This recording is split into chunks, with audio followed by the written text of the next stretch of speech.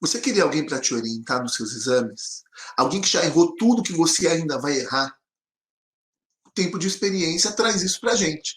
E é assim que acaba de nascer o Clube da Tomografia da 9AD, um projeto de consultoria, onde eu vou estar compartilhando com os meus amigos ali, porque todos vocês, para mim, são amigos, de verdade.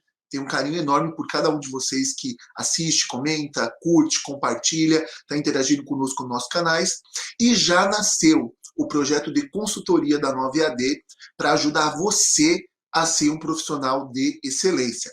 Então, eu vou estar compartilhando com vocês nesse vídeo alguns trechos da nossa primeira consultoria com profissionais que já estão no mercado, trazendo as suas dificuldades e eu podendo, de alguma forma, estar compartilhando com eles, não somente com a minha experiência operacional, mas com a minha experiência também de gestão, mostrando para eles aonde eles podem estar errando, onde eles podem estar melhorando.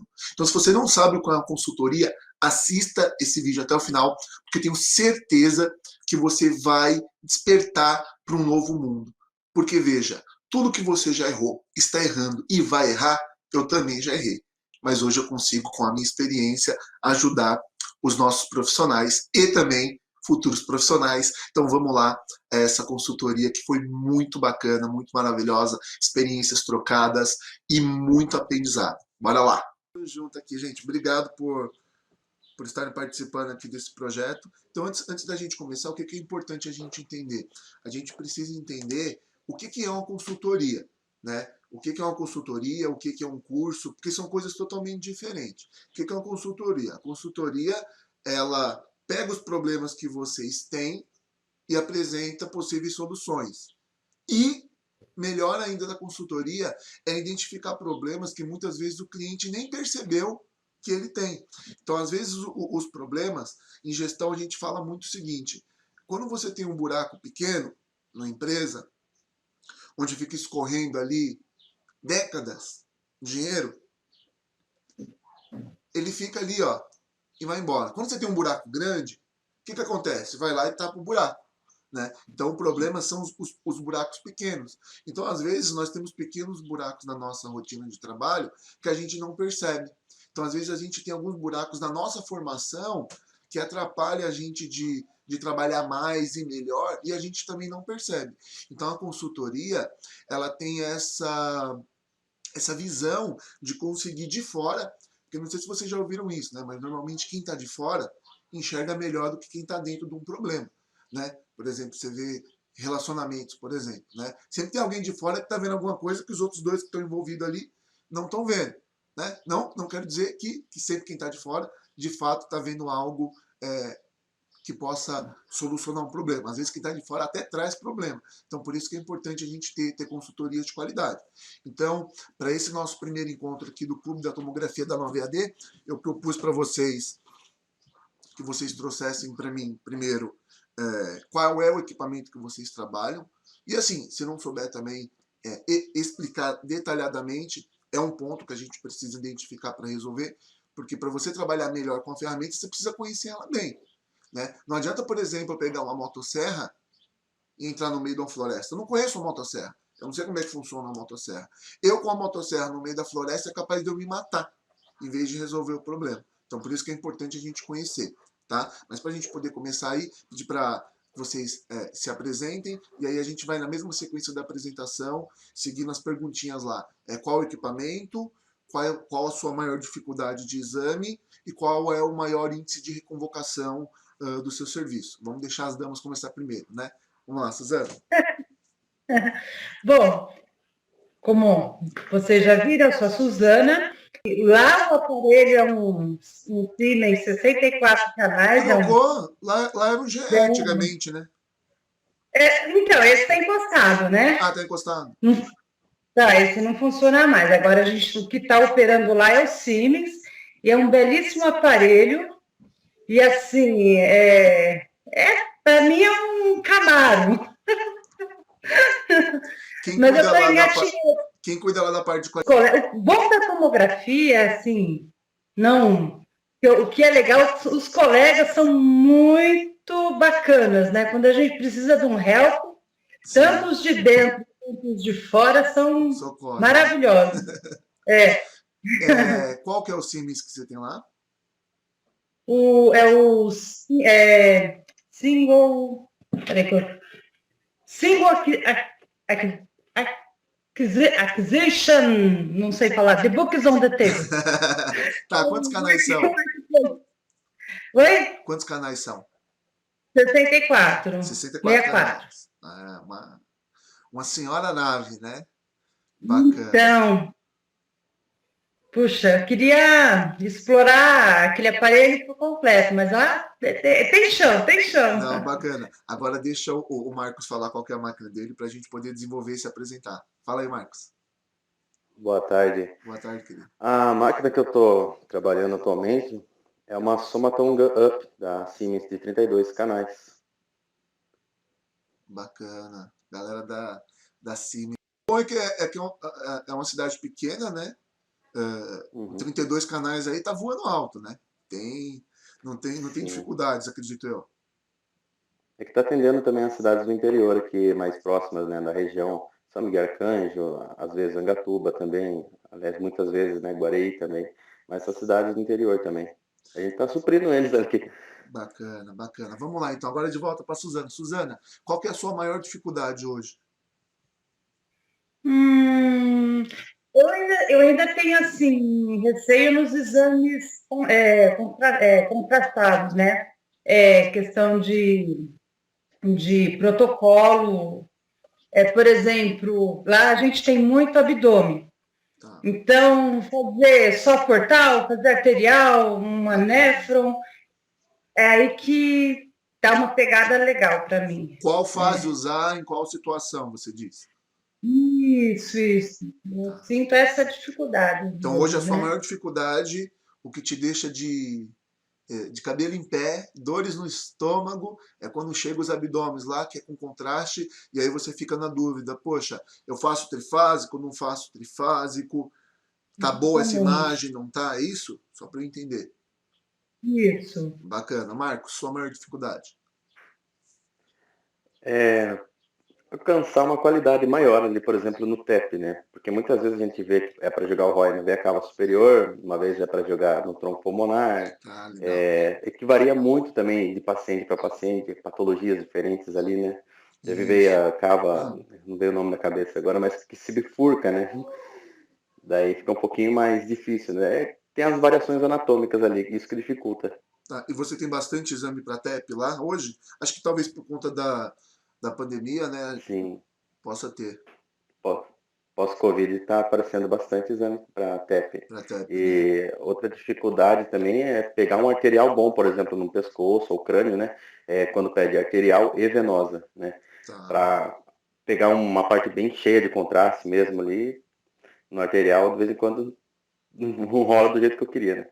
Tá, mas você está falando exame para pescoço ou exame para carótida? No caso, para pescoço. Para pescoço, tá. Depois a gente discute Isso. essa questão aí do pescoço.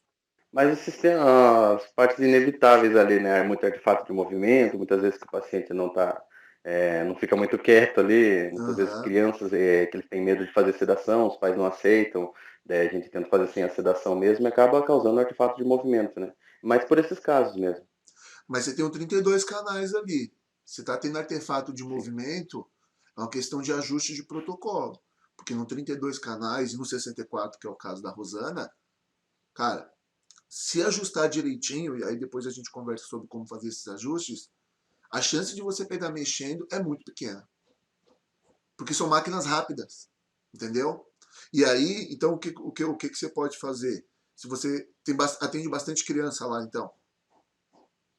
Tem, tem dias que vai bastante criança, varia bastante. Tem dias que some todo mundo, tem dia que vem uma criançada de uma vez só. Tá, então o que você precisa fazer? Você precisa criar um protocolo rápido. Tem que criar um protocolo à parte na lista de protocolo para criança, obviamente, né? Vai ter que ter toda a questão de ajuste de dose, depois a gente pode discutir sobre isso. E mais rápido.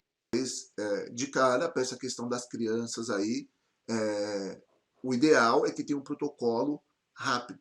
Por exemplo, até mesmo não só criança, você pega, por exemplo, um TCE. O paciente está confuso. Ele vai se mexer, Acontece bastante. ele tende a se mexer. Então, para isso, para você não ter que ficar repetindo exame, tem que ter lá um protocolo politrauma rápido, por exemplo. Protocolo politrauma rápido. Aí você já coloca lá e deixa tudo ajustar, tá? Aí depois, conforme a gente for fazendo os outros encontros, eu vou pedir para vocês trazerem uma foto da janela do equipamento com todos os parâmetros que vocês estão utilizando, para a gente ir pensando junto como isso pode ser otimizado. Talvez vocês não tenham a autonomia para mexer nisso, né? Talvez vocês não tenham. Mas aí é uma questão de sentar e conversar e talvez melhorar. Na queixa da Rosana, né? Em relação à dificuldade dela deliberar sobre os exames com contraste no abdômen. Eu não sei vocês, mas a maior parte das pessoas que trabalham com tomografia, eu não fiz uma estatística disso, tá? Mas com base nesses anos todos que eu tenho de mercado, não só na parte de gestão, de operação, de educação, eu arrisco dizer que 80%, até um pouco mais das pessoas que estão no equipamento, elas pularam etapas dentro do processo de aprendizado. Por exemplo, a Rosana, pelo que eu percebi dentro da fala dela, me corrija se eu estiver errado, foi uma necessidade. Né? Aconteceu uma Sim, situação, foi isso, Rosana? sim, Foi uma necessidade e jogaram ela ali no meio da fogueira e falou, dança aí. Né? Foi mais ou menos isso. Tá? E isso acontece muito. Isso acontece muito porque nós fomos doutrinados dentro da nossa formação de radiologia a olhar só para aqui. Ó. Então, raio-x. Aí a galera vai para o raio-x. Aí o que olha para tomografia, só olha para tomografia. Mas esquece que nós temos aí 5, 6, 7 campos de atuação. É bem amplo. Quem trabalha no hospital, principalmente, não pode ficar limitado a uma única modalidade. Naturalmente que você não vai conseguir ter 100% de domínio em todas. Por exemplo, eu trabalho com raio-x, tomografia e ressonância. E na escala, Cláudio, é tomografia, raio-x e depois ressonância. Ressonância, eu particularmente não gosto. É algo que eu não me empenho muito. Leciono uma disciplina ou outra, toco plantão se precisar, né? Mas não é algo que eu goste muito. Mas eu tive que aprender por necessidade de mercado operacional e por gestão também. O gestor de radiologia é muito complexo. Hoje eu não vejo no mercado hoje nenhuma outra área de gestão que ele tenha que dominar tantas coisas. Então a gente tem que conhecer um pouquinho de tudo do setor, porque senão você fica um pouco refém. Né? Você pega, por exemplo, um supervisor de ressonância magnética que não faz ressonância magnética. A agenda está atrasada. O que falarem para ele, que é o motivo da agenda estar atrasada, como ele não faz exame, ele não consegue contrapor. Vão falar, não, está atrasado porque chegou a uma colange aí, está atrasado, sabe, porque chegou uma mama. Tá, mas o que aconteceu antes da mama? Entendeu? Então, assim, quem não faz ressonância não tem a percepção das justificativas que ele pode estar recebendo em decorrência de atrasos e tudo mais. Então, é bem complexo para quem trabalha com radiologia. Então, o que aconteceu com a Rosana? E a Rosana fica à vontade para me corrigir se eu estiver interpretando errado. Uma necessidade da empresa, e isso acontece de uma hora para outra. Né? Infelizmente, foi por um motivo bem trágico aí que ela teve que assumir essa posição. E a empresa, pessoal, ela não vai simplesmente abrir um processo seletivo, porque, primeiro, o processo seletivo demora. Tá? Demora. E outra coisa, tem mão de obra, sim, à vontade? Sobrando? Mão de obra que saiba trabalhar? Eu respondo, não tem. Tá? Se vocês precisassem indicar hoje alguém para assumir uma tomografia, para tocar de tudo, vocês têm um nome na cabeça agora? Tipo, entre umas 20 pessoas, um ou dois ali que a gente acredita, né? Ó, de cabeça, assim, ó, de cabeça. Assim, quando você... Eu falo muito para os alunos o seguinte, é melhor você saber e não ser testado do que você ser testado e não saber. Tem muita coisa que a gente aprende na vida que a gente acaba nem utilizando, ou vai utilizar muito tempo depois. Né? Mas que bom que você aprendeu e depois estava preparado. Então, o que acontece? Ó, vou criar uma vaga hipotética aqui. Pessoal, então eu tenho uma vaga aqui para um equipamento de 64 canais. Eu preciso de alguém que tenha habilidade em vascular, tá? Que conheça cardio também, tá? E que conheça a rotina de paciente oncológico. Eu preciso de uma indicação. Vocês têm um nome agora para me dar? Não. Então, percebeu por que a empresa não pode simplesmente abrir um processo seletivo? E há quem vá dizer também que assim, professor, mas a empresa pode treinar. A empresa pode treinar. A empresa tem obrigação de treinar? Ela não tem Hum, obrigação. Eu, quando estou na frente de gestão, ou até mesmo dando consultoria para algumas empresas, o que, que eu faço? Eu oriento eles, olha, é sempre bom a gente treinar os profissionais que nós temos. Entendeu? É sempre bom, porque você tem ali um profissional que já é da casa, né, já conhece, né, então valoriza ele dando esse treinamento para ele. Só que a maior parte dos nossos profissionais, que foi o início da minha fala, eles acabam acontecendo o que aconteceu com a Rosana, por uma necessidade, e vão trocando a roda do carro com ele andando. E é perigoso. Por quê? Como a Rosana colocou aqui, voltando no início desse enredo todo, que foi a dificuldade que a Rosana trouxe, a insegurança que você tem nos exames contrastados, né, de abdômen. Quando fazer trifásico, quando não fazer trifásico. Por que a Rosana tem essa dificuldade? Porque ela foi colocada numa necessidade para assumir o equipamento. Então, o que a Rosana está fazendo agora, e é um dos motivos dela estar aqui com a gente nessa consultoria? Ela está continuando os estudos, está buscando entender o que ela está fazendo. Talvez você exatamente. que vai assistir isso daqui com a gente depois, está numa situação melhor do que a dela. Por quê? Talvez você não trabalhe com tomografia ainda. E você está tendo a oportunidade de aprender para não passar por esse sufoco. Eu, quando comecei a trabalhar com tomografia computadorizada, eu comecei a trabalhar com tomografia muito precoce, né? Eu fui muito precoce dentro da profissão como um todo, né? Então, eu saí do meu curso técnico, já eu me formei no final de fevereiro, 9 de abril eu estava trabalhando. Mas não foi por um milagre, foi por todo o esforço e relação que eu tive e por saber tomografia. Entre aspas, porque eu olho hoje o que eu sabia de tomografia lá quando eu me formei, eu falo, meu, eu fui louco. Mas assim, fui para cima, comecei a trabalhar justamente por conta da tomografia, né? O plantão que eu trabalhava, eu era o único que fazia tomografia, trabalhávamos em três, só eu fazia tomografia. E eu achava que sabia fazer tomografia.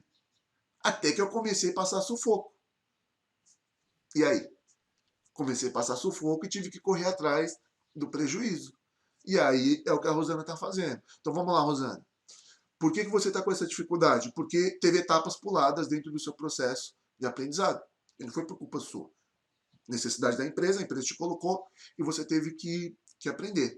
Tem um vídeo lá no YouTube que eu falo da aplicabilidade, né, do tempo adequado do contraste nas tomografias de abdômen. Mas, resumidamente, né, trifásico. Quando fazer trifásico? Todo exame trifásico ele tem como objetivo avaliar o realce nas respectivas fases, tá? Então, por exemplo, adrenal. Todo protocolo que for direcionado para adrenal tem que ser trifásico. E não é só trifásico. Se for especificamente para adrenal, você tem que fazer um protocolo que nós chamamos de washout. Saber identificar se aquele exame é para aquilo mesmo. Porque, por exemplo, você pode pegar uma solicitação médica, tá? E aí depois, nos nossos próximos encontros, a gente vai discutir um pouquinho sobre a leitura da anamnese, como fazer uma boa anamnese e como que a anamnese contribui no desenrolar do seu exame. Então você pega lá uma solicitação médica e ela está escrita assim,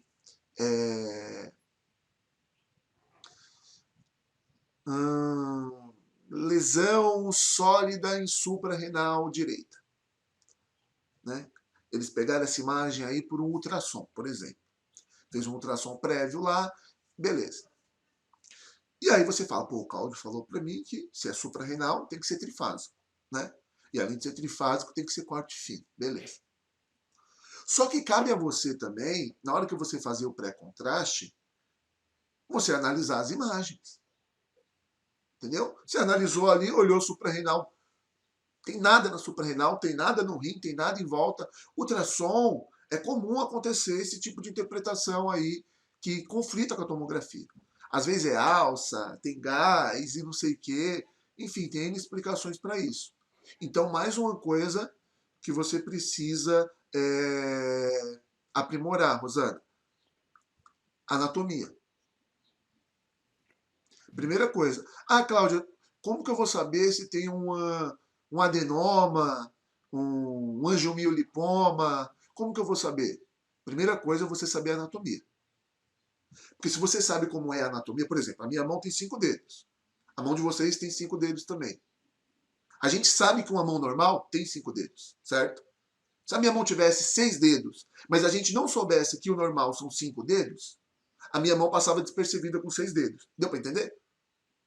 Sim. Então, se você souber o que é anatomia, quando tiver alguma coisa fora da anatomia, e aí você não precisa ficar bitolada em saber qual que é a diferença de um angiomiolipoma, do adenoma. Não, essa não é a questão. Tá? A questão é eu conseguir identificar que tem algo fora do que é normal. Com base nisso, a gente vai para o próximo passo. Tá? E aí, no próximo passo, a gente decide como vai ser o protocolo. Tá? Então, Rosana, resumidamente, você precisa aprender a interpretar as imagens do pré-contraste, junto com a leitura da solicitação médica e com a leitura da anamnese. E como colher uma boa anamnese. Tá? E aí, no nosso próximo encontro da consultoria, a gente vai em cima dessa questão da anamnese. Então, Rosana, foca no aprendizado de anatomia. Tá?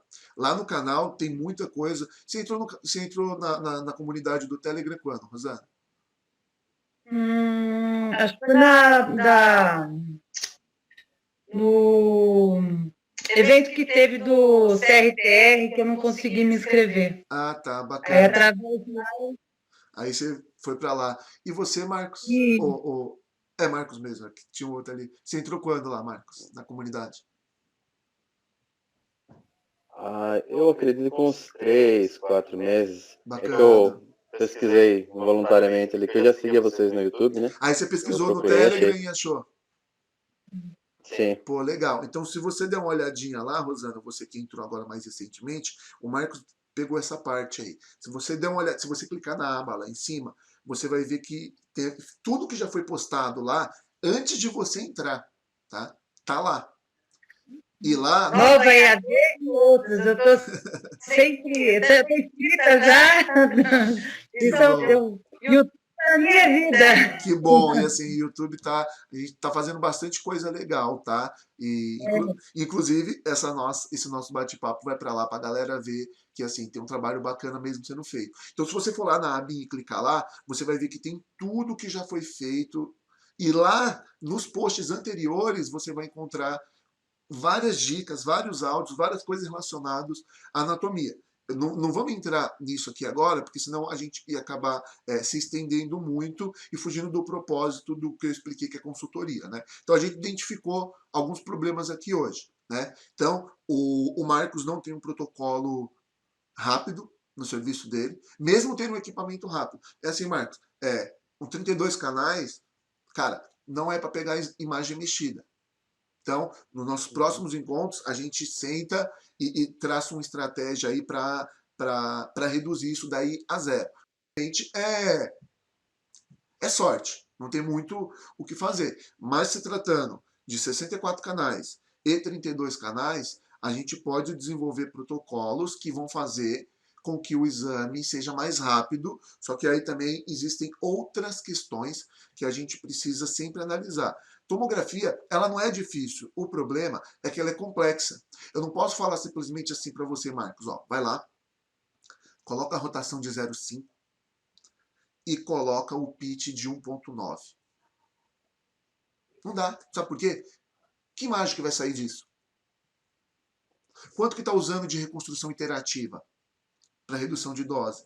A imagem está ficando muito ruidosa? A imagem está ficando muito plastificada? Então não dá para a gente... o pessoal acha que protocolo de tomografia é igual receita de bolo. Não é. É por isso que é uma consultoria importante. Porque o que eu estou falando para vocês, por mais que a gente está fazendo esse papo aqui, nós três, é individual.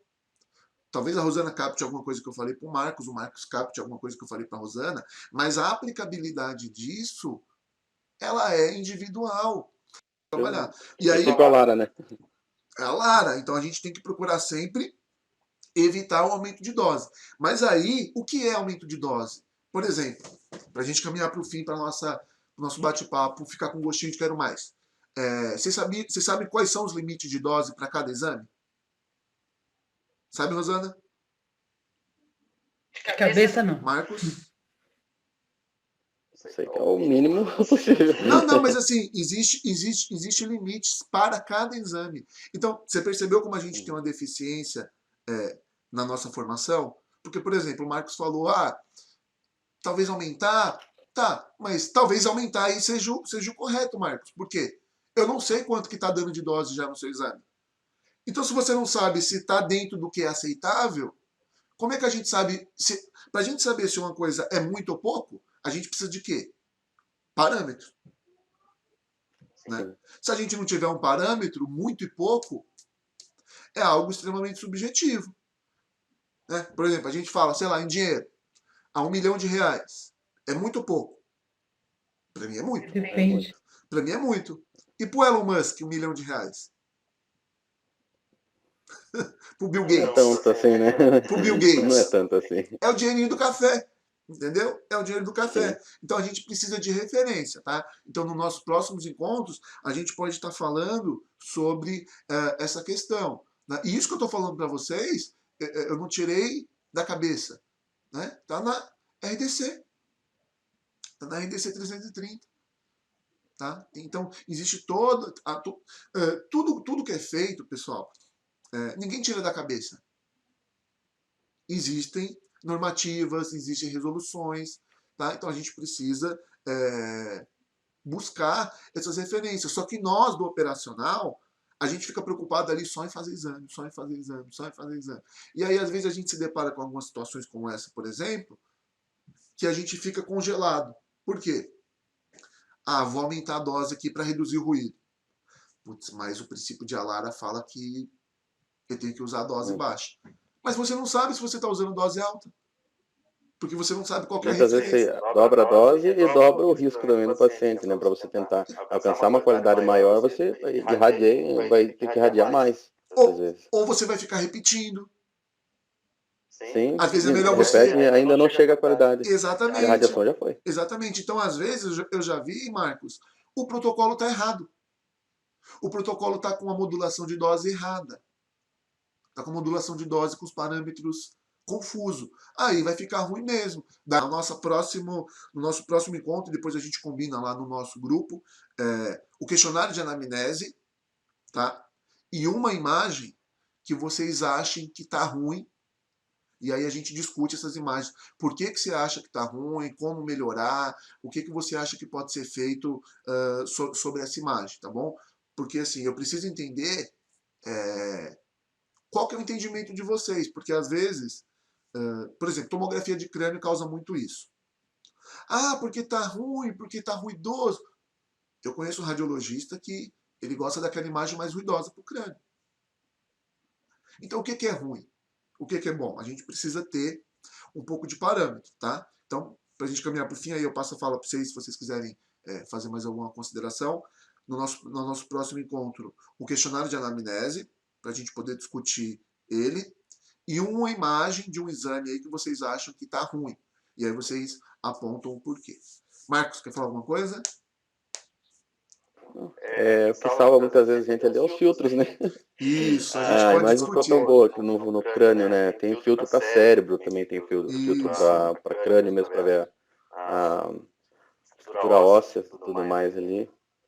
E no osso que a gente vê muitas vezes o artefato de movimento, que a gente está fazendo a aquisição volumétrica da parte mole, né? De partes moles ali a gente não vê o artefato de movimento. Muda para o crânio ali, na hora aparece. Isso. teve artefato de movimento. E aí, vai sair um vídeo essa semana também aqui no canal, que eu falei sobre ansiedade, né? Então, às vezes, na ansiedade da gente terminar o exame, liberar o paciente, a gente não faz uma análise pós-exame, antes de liberar o paciente.